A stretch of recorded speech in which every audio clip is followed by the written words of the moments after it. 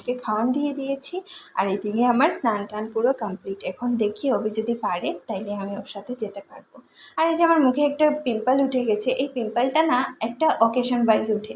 এটা কাদের কাদের সাথে হয় আমাকে একটু বলবে কি? আর আমার স্কিন কেয়ারের মধ্যে শুধু পড়ে অ্যালোভেরা জেল আর হচ্ছে ভেসোকেয়ার লিপ বামটা, এই দুটোই হচ্ছে আমার স্কিন কেয়ার। এটা ছাড়া আমি চলতেই পারি না।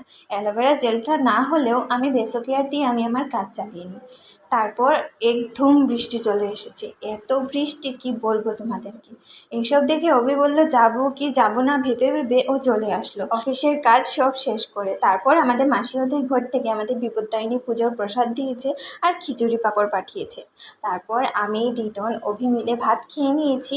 আর আমি বিপত্তারিণী পুজোতে যেতে পারছি কি না তোমরা কিন্তু একটা অন্য ব্লগে দেখতে পারবে। আজকের মতো এতটুকুই, দেখা হচ্ছে তোমাদের সাথে অন্য কোনো ব্লগে।